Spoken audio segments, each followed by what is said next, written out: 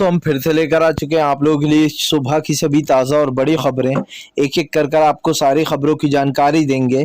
आज देश दुनिया में क्या कुछ हो रहा है। दरअसल दोस्तों सबसे पहली जो बिग ब्रेकिंग न्यूज़ आ रही है आपको बता दोस्तों, हरियाणा में भयंकर हंगामा।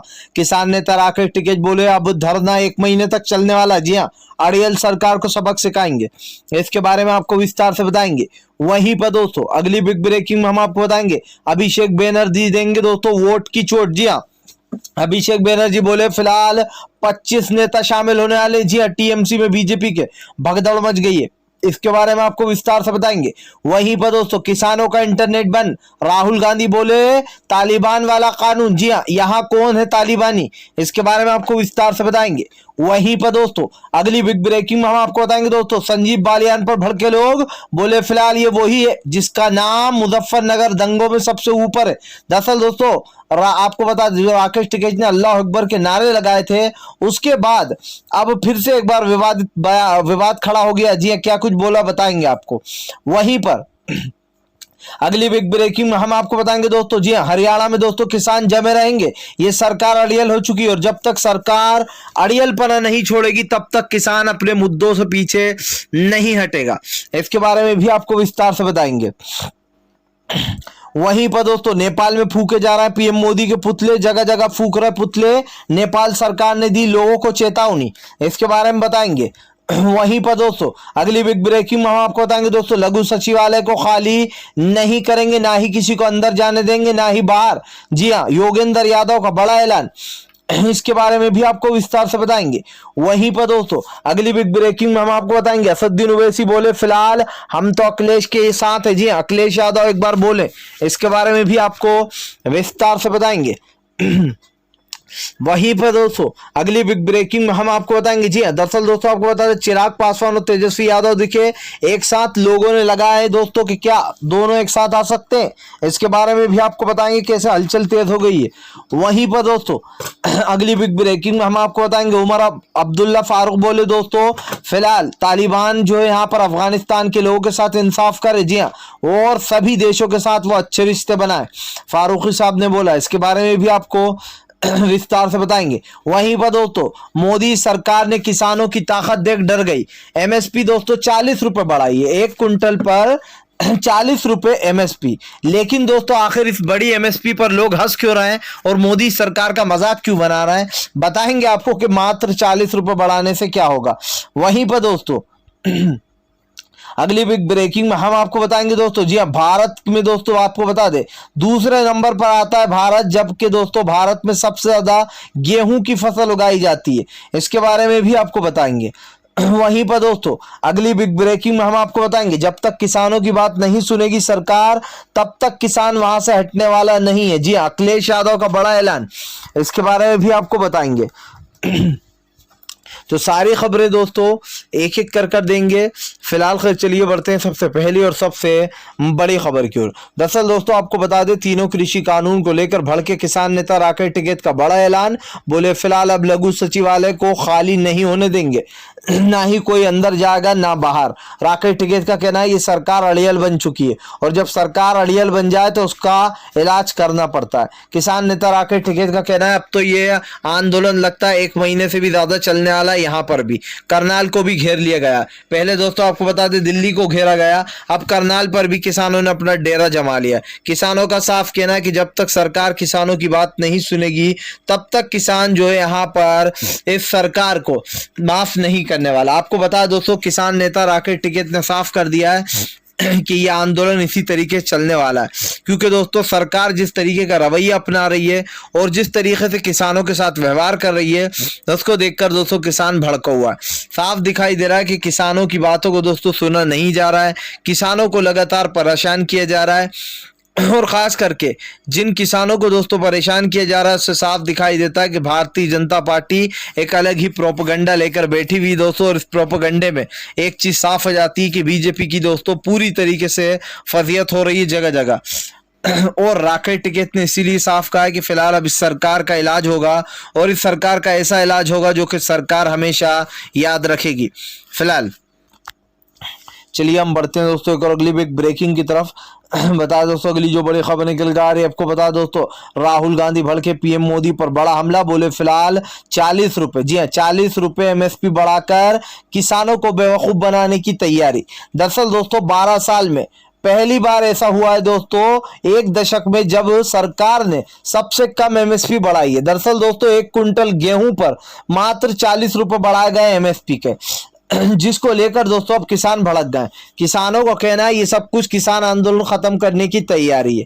आपको बताया दोस्तों राहुल गांधी ने केंद्र सरकार पर बड़ा हमला बोलते हुए कहा है कि केंद्र सरकार किसानों को जिस तरीके से परेशान कर रही है और जिस तरीके से ये 40 रुपए बढ़ाए गए, इसमें सरकार की चाल है। आपको बता दोस्तों इतने दिन से सरकार सोई भी थी।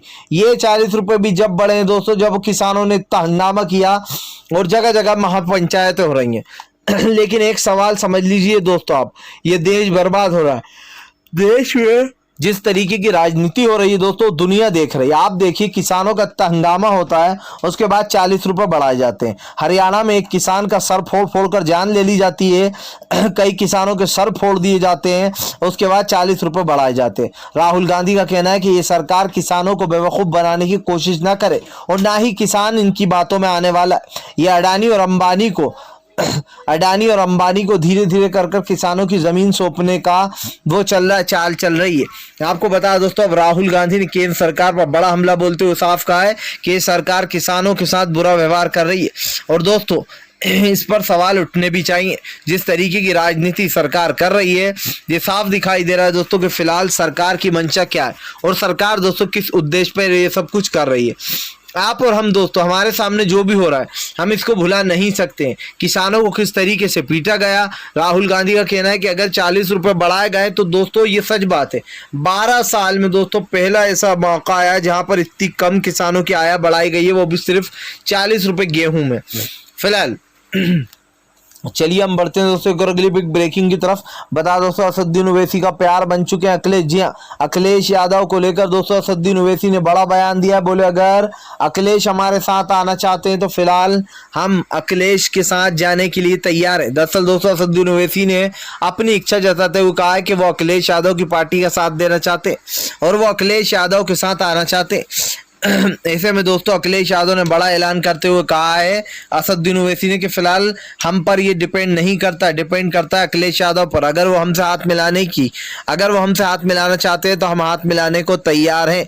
यानी कि दोस्तों ओवैसी ने कहीं ना कहीं ऐलान कर दिया कि अगर अखिलेश यादव उनके साथ गठबंधन करेंगे तो फिलहाल वो भी गठबंधन करने के लिए तैयार है। दोस्तों साफ दिखाई दे रहा है कि इस वक्त भारतीय जनता पार्टी और किसानों के बीच में जो भी बातचीत हो रही है उसका सीधा सीधा असर उत्तर प्रदेश के चुनाव में पड़ने वाला है। एक तरफ अखिलेश यादव और ओवैसी का गठबंधन की खबरें निकल कर आ रही हैं कि अगर अखिलेश ने हरी झंडी दे दी तो बात बन जाएगी, तो वहीं दूसरी तरफ दोस्तों आपको बता दें बीजेपी का पूरी तरीके से उत्तर प्रदेश में सुपड़ा साफ हो रहा है। आपको बता चलें ओवैसी ने साफ कह दिया कि फिलहाल बीजेपी को हराने के लिए वो किसी भी पार्टी का साथ देने को तैयार है। उनका कहना है कि लोग हमें वोट कटवा कहते हैं, लेकिन हमने ये कभी नहीं कहा कि हम किसी पार्टी के साथ नहीं जाएंगे। हमने बिहार में भी कहा था कि तेजस्वी यादव हमें अपनी पार्टी में ले ले, लेकिन हमें नहीं लिया गया और इसी का खामियाजा भुगतना पड़ा।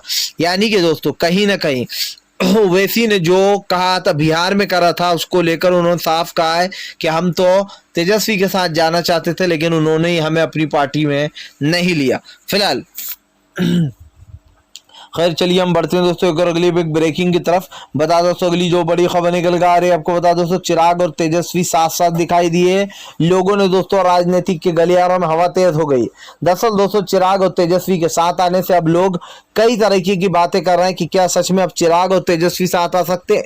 हालांकि तेजस्वी यादव का कहना था कि फिलहाल चिराग पासवान के जो पिताजी हैं उनको देहांत हुए हुए अब 1 साल होने वाला है, जिसको लेकर दोस्तों तेजस्वी यादव ने कहा कि वो उनके साथ हमारे परिवार के संबंध काफी अच्छे हैं, इसीलिए चिराग ने हमें बुलाया। वहीं दूसरी तरफ दोस्तों आपको बता दें चिराग पासवान साफ कहना है कि फिलहाल वो जिस तरीके की राजनीति कर रहे हैं नीतीश, वो राजनीति उनको हजम नहीं हो रही है। और दोस्तों कहीं ना कहीं अब ये बात तेज हो गई है कि नीतीश के खिलाफ कहीं चिराग और तेजस्वी हाथ तो नहीं मिला लेंगे, कहीं बीजेपी का सुपड़ा साफ तो नहीं होने वाला है। जी हाँ दोस्तों, डबल इंजन सरकार की कब लंका लग जाएगी ये कोई नहीं जान सकता। और जिस दिन दोस्तों ये लंका लगेगी, आप भी जानते हैं कि बीजेपी के सर से छत उड़ जाने वाली है। जो बीजेपी जगह जगह दोस्तों अपना डंका बजाने की कोशिश करती है, अब उसी की सरकार पर बनाएगी फिलहाल। खैर चलिए हम बढ़ते हैं दोस्तों एक और अगली बिग ब्रेकिंग की तरफ। बता दोस्तों अगली जो बड़ी खबर निकल कर आ रही, योगेंद्र यादव का मोदी सरकार पर बड़ा हमला। बोले फिलहाल अड़ियल सरकार है ये, जी हाँ, और अड़ियल सरकार किसानों की नहीं सुनती। दरअसल दोस्तों करनाल में, जी आपको बता दें, लघु सचिवालय में वाला में दोस्तों आपको बता दें 3 घंटे तक मीटिंग चली। 3 घंटे तक दोस्तों मीटिंग चलने के बाद भी कोई जो यहाँ पर वो समाधान निकल कर नहीं आया, जिसके बाद अब योगेंद्र यादव ने बड़ा ऐलान कर दिया कि फिलहाल किसानों को थोड़ी हिम्मत रखना, और किसानों ने इस सरकार को झुका दिया। योगेंद्र यादव का कहना है कि किसान बस इसी तरीके से आगे बढ़ते रहें, उनको अपनी मंजिल करीब दिखाई देगी। योगेंद्र यादव ने साफ कहा है कि फिलहाल किसान सरकार को माफ नहीं करने वाला। योगेंद्र यादव ने बताया कि किसानों की आगे की रणनीति बीसी पर तय करती है।